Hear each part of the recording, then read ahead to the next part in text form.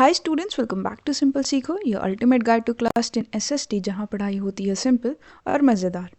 आज का टॉपिक है क्लास 10 एसएसटी पॉलिटिकल साइंस का ही एक important chapter, gender, religion and caste. तो चलो शुरू करते हैं। Gender and politics. जेंडर का मतलब क्या है?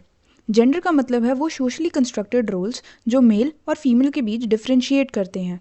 ये रोल्स बायोलॉजिकल नहीं होते, बल्कि सोसाइटी के एक्सपेक्टेशंस पर बेस्ड होते हैं। फॉर एग्जाम्पल, लड़कों से कहा जाता है कि स्ट्रांग बनो, लड़कियों से कहा जाता है कि शांत रहो। Public private division of power. Gender division एक तरह का सोशल डिवीजन है जहां पर अनइक्वल रोल्स असाइन करती है society to men and women. Sexual division of labour mostly हर फैमिली में देखा जा सकता है। सेक्सुअल डिवीजन ऑफ लेबर का मतलब है कि घर के सारे काम फीमेल्स करेंगी, जैसे कि कुकिंग, क्लीनिंग, टेल या लुकिंग आफ्टर चिल्ड्रन, और मेल्स बाहर के काम करेंगे। ऐसा नहीं है कि आदमी घर का काम नहीं कर सकते, ये सिर्फ उनका माइंडसेट है कि औरतों को ही ये सब काम करने चाहिए। जब इन कामों को करने के लिए पैसे मिलते हैं तो मेल्स इन सब काम को करने के लिए खुशी खुशी रेडी रहते हैं और इसको एक्सेप्ट कर लेते हैं एज देयर प्रोफेशन। जितने भी अच्छे शेफ्स होते हैं होटल्स में और अच्छे टेलर्स होते हैं, वो सभी मेल्स हैं। ऐसा भी नहीं है कि औरतें घर से बाहर काम नहीं करती। आज के टाइम में फीमेल्स हर फील्ड में काम करती हैं। Result of public private division of labour. Women का रोल पब्लिक लाइफ में मिनिमल है बहुत सी सोसाइटीज़ में। पहले सिर्फ मेल्स पॉलिटिक्स में पार्ट लेते थे। ग्रेजुअली जेंडर इशू रेज हुआ पॉलिटिक्स में। दुनिया के अलग अलग हिस्सों में विमेन ने प्रोटेस्ट ऑर्गेनाइज करी फॉर इक्वल राइट्स। जो रेडिकल विमेंस मूवमेंट थी, उसका एम था equality in personal and family life, जिसको फेमिनिस्ट मूवमेंट भी बोला जाता है। फेमिनिस्ट एक ऐसा इंसान होता है जो बिलीव करता है equal rights and opportunities for both men and women. ये सब इसलिए हुआ ताकि वुमेन को वोटिंग, एजुकेशनल और करियर अपॉर्चुनिटीज़ मिल सके। आज के टाइम में women scientists, engineers, teachers, lawyers हैं। पहले ये सारी जॉब सुटेबल नहीं मानी जाती थी फॉर वुमेन। स्कैंडिनेवियन कंट्रीज़ जैसे कि Denmark, Norway, Finland, Sweden, Iceland में जो फीमेल पार्टिसिपेशन है पब्लिक लाइफ में, वो बहुत ज़्यादा है। Women status in India. India में विमेन अभी भी मेन से लैग करती हैं in spite of improvement since independence. India अभी भी एक मेल डोमिनेटेड पैट्रियार्कल सोसाइटी है। पैट्रियार्कल सोसाइटी का मतलब होता है एक ऐसी सोसाइटी जहां मेन को ज़्यादा वैल्यू और पावर मिलती है ओवर विमेन। इंडिया में अभी भी विमेन को डिस्क्रिमिनेशन फेस करना पड़ता है इन वेरियस वेज, जैसे कि लिटरेसी रेट। जो विमेन का लिटरेसी रेट है इंडिया में, वो 54% है, जो कि बहुत कम है as compare to 76% among man. Girls better हैं पढ़ाई में देन बॉयज़, पर फिर भी उनको ड्रॉप आउट करना पड़ता है क्योंकि उनके जो पेरेंट्स हैं वो प्रेफर करते हैं अपने रिसोर्सेज बॉयज़ पर स्पेंड करना रेदर देन कि वो अपने बेटा और बेटी के ऊपर इक्वली स्पेंड करें। Unpaid works. जो प्रोपोर्शन है विमेन का इन हाईली पेड और वैलिड जॉब्स में, वो बहुत थोड़ा है। ऑन एन एवरेज एक इंडियन वुमेन 1 घंटा ज़्यादा काम करती है than an average Indian man, पर तब भी उनका काम है जो घर पर, वो अनपेड रहता है और उसकी कोई इतनी वैल्यू भी नहीं होती। Differences in wages. Equal remuneration act आया था 1976 में, जिसके अकॉर्डिंग इक्वल वेजेस मिलने चाहिए इक्वल वर्क के लिए, पर इस एक्ट के होने के बाद भी वुमेन वर्कर्स लेस पेड हैं देन मेन, जबकि दोनों ही सेम काम करते हैं।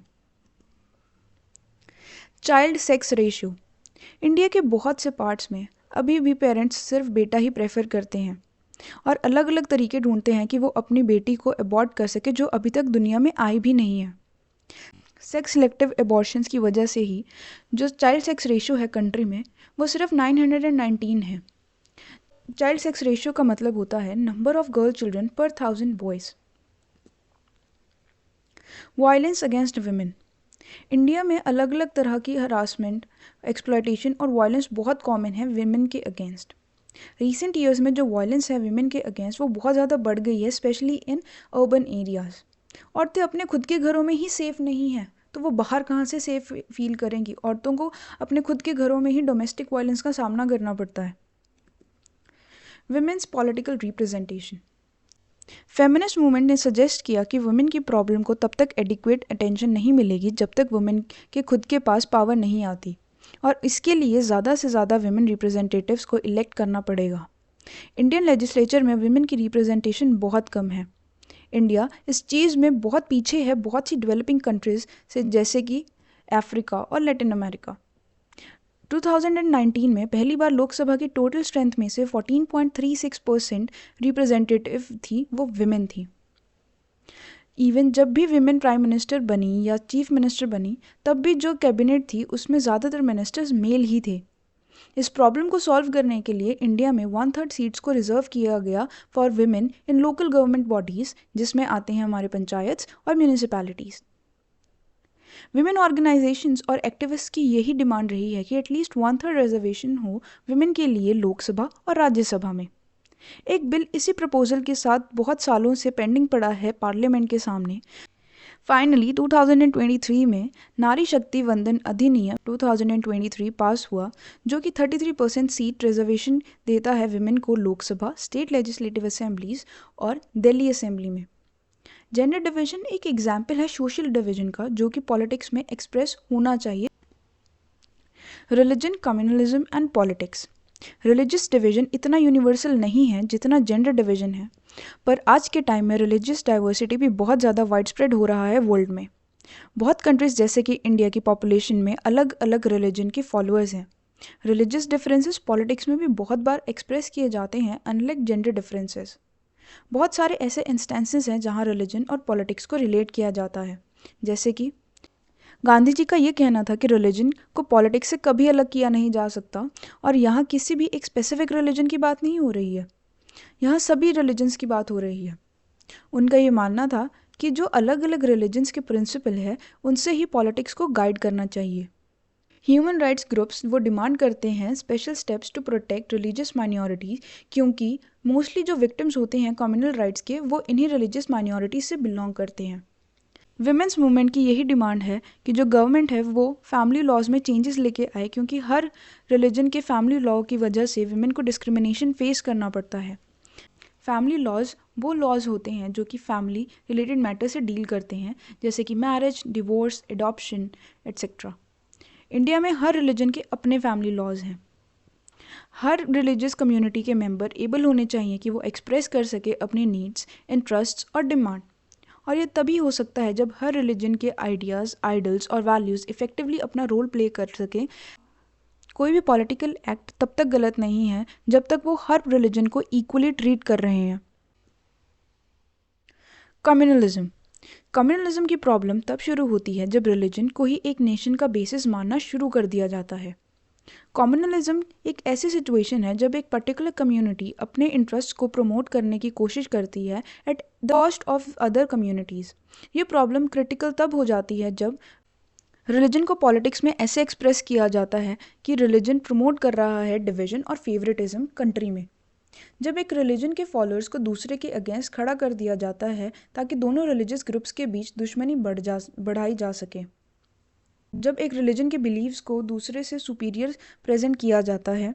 जब स्टेट की पावर मतलब कि गवर्नमेंट की पावर को एक रिलीजियस ग्रुप की डोमिनेशन इस्टेब्लिश करने के लिए दूसरे रिलीजियस ग्रुप पर यूज़ किया जाता है।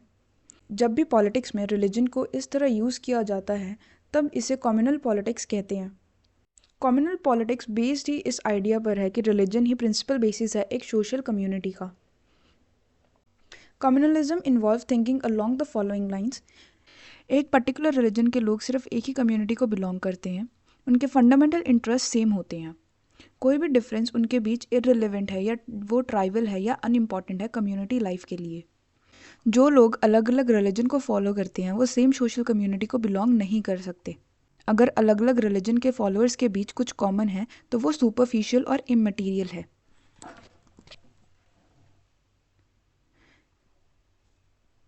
कम्युनलिज्म के एक्सट्रीम फॉर्म में ऐसा बिलीव करा जाता है कि डिफरेंट रिलीजन के लोग एक ही कंट्री में एज इक्वल सिटीजन्स नहीं रह सकते, या तो उनमें से एक रिलीजन दूसरे रिलीजियस ग्रुप पर डोमिनेट करेगा या उनको एक अलग नेशन बना लेना चाहिए। हर कम्युनिटी में बहुत सी आवाज़ें होती हैं और उन सबका राइट है कि उन्हें सुना जाए।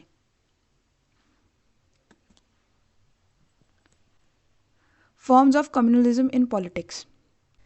जो मोस्ट कॉमन एक्सप्रेशन है कम्युनलिज्म का वो हमारी रोज़ के बिलीव्स में ही है, जो इन्वॉल्व करता है रिलीजियस प्रीजुडाइसेस, स्टीरियोटाइप्स, रिलीजियस कम्युनिटीज़ के और उनके ये बिलीव करना कि उनका रिलीजन दूसरे रिलीजन से सुपीरियर है। एक कॉम्युनल माइंड में यही चलता रहता है कि उसका रिलीजन दूसरे रिलीजन पर डोमिनेट करे।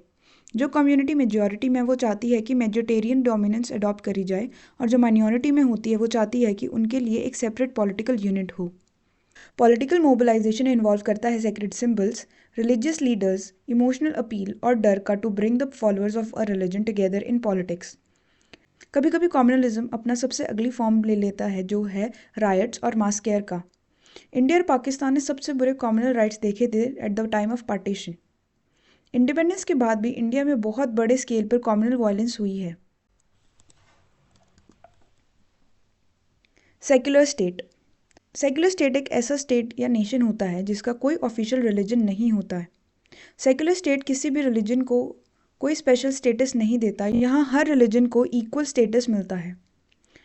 इंडियन कॉन्स्टिट्यूशन मेकर्स कम्युनलिज्म के चैलेंजेस के बारे में पहले से ही अवेयर थे, इसलिए ही हमारे कॉन्स्टिट्यूशन मेकर्स ने सेक्युलर स्टेट का मॉडल अडॉप्ट करा, जिसका मतलब है कि इंडिया का कोई ऑफिशियल रिलीजन नहीं है। जैसे श्रीलंका का ऑफिशियल रिलीजन बुद्धिज़्म है, पाकिस्तान का इस्लाम और इंग्लैंड का क्रिश्चियनिटी। हर एक इंडिविजुअल और कम्युनिटी के पास ये फ्रीडम है कि वो किसी भी रिलीजन को प्रोफेस, प्रैक्टिस या प्रोपोगेट कर सकता है या किसी भी रिलीजन को फॉलो ना करे। सेक्युलर स्टेट में कोई डिस्क्रिमिनेशन नहीं होता on the basis of religion. Secularism allow करता है स्टेट को to intervene in religious matters so that equality ensure करी जा सके within the religious community, जैसे कि बैन करना अनटचेबिलिटी। कम्युनलिज्म को सिर्फ एक सेक्युलर कॉन्स्टिट्यूशन नहीं कॉम्बैट कर सकता, कम्युनल प्रेजुडाइज और प्रोपोगेंडा को भी रोज़ की लाइफ में एनकाउंटर करना पड़ेगा। Caste and politics. Politics over caste division के पॉजिटिव और नेगेटिव एस्पेक्ट्स दोनों ही हैं, तो हम सबसे पहले शुरू करेंगे कास्ट इनइक्वालिटीज़ के साथ। इंडिया का सोशल स्ट्रक्चर कास्ट सिस्टम पर बेस्ड है। कास्ट सिस्टम में हेरिडेटरी ऑक्यूपेशनल डिविजन्स रिचुअल ने सेंशन कर रहे थे। कास्ट सिस्टम हायरार्किकल और सेगमेंटेड है। इस सिस्टम में सेम कास्ट के सारे मेंबर्स एक सोशल कम्युनिटी की तरह साथ रहते हैं। किसी को भी ये अलाउड नहीं है कि वो कोई दूसरे कस्टम या रिचुअल्स परफॉर्म करे। एक कास्ट के लोग सिर्फ एक तरह के ही ऑक्यूपेशन को ऑप्ट कर सकते हैं और अपने ही कास्ट में शादी करते हैं।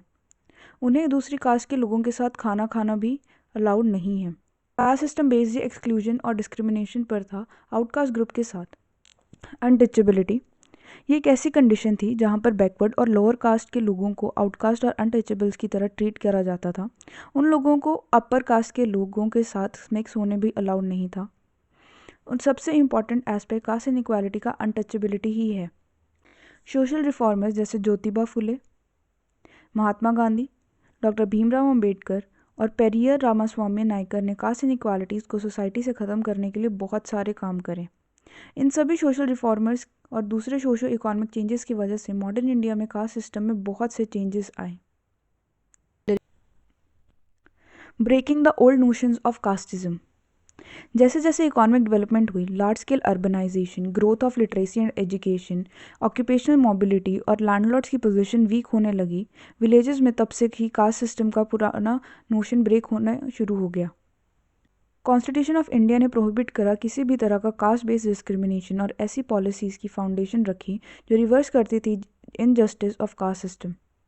पर अभी भी पुराने एस्पेक्ट कास्ट सिस्टम के एग्जिस्ट करते हैं मॉडर्न इंडिया में, जैसे कि अनटचेबिलिटी पूरी तरह से ख़त्म नहीं हुई। हमारी सोसाइटी में आज के टाइम में भी लोग अपने ही कास्ट या ट्राइब में शादी करना पसंद करते हैं। Caste and politics. कास्टिज्म हमारे बिलीव में रूटेड है कि कास्ट सोल बेसिस है सोशल कम्युनिटी का। कास्ट नेगेटिव और पॉजिटिव फॉर्म ले सकती है पॉलिटिक्स में। Negative aspects of caste in politics. Parties जब कैंडिडेट चूज़ करती है तो वो इलेक्टोरेट की कास्ट कॉम्पोजिशन दिमाग में रखकर ही चूज़ करती है। जब गवर्नमेंट फॉर्म होती है उस टाइम पॉलिटिकल पार्टीज ध्यान रखती है कि जो रिप्रेजेंटेटिव्स डिफरेंट कास्ट और ट्राइब के हैं उन्हें गवर्नमेंट में जगह मिले। जब पॉलिटिकल पार्टीज़ कैंपेन करती हैं तो जो उनके पॉलिटिकल लीडर्स होते हैं वो ट्राई करते हैं कि वो अपनी कम्युनिटी का सपोर्ट पा सके। कुछ पॉलिटिकल पार्टीज़ जानी ही इसलिए जाती है क्योंकि वो कुछ कास्ट को फेवर करती हैं और उनके ही रिप्रेजेंटेटिव बन के रहती हैं। Positive aspects. Universal adult franchise और the principle of one person one vote ने कंपेल करा पॉलिटिकल लीडर्स को कि वो पॉलिटिकल सपोर्ट गेन करें। इंडिया में कोई भी एक ऐसी कॉन्स्टिट्यूएंसी नहीं है जहां एक सिंगल कास्ट की क्लियर मेजॉरिटी हो। हर पार्टी को एक से ज़्यादा कास्ट और कम्युनिटी को कॉन्फिडेंस जीतना होगा टू विन इलेक्शंस। किसी भी पार्टी को एक ही कास्ट या कम्युनिटी के सारे वोट्स नहीं मिलते। बहुत सी पार्टीज एक ही कास्ट के अपने अपने कैंडिडेट्स चूज कर सकती है।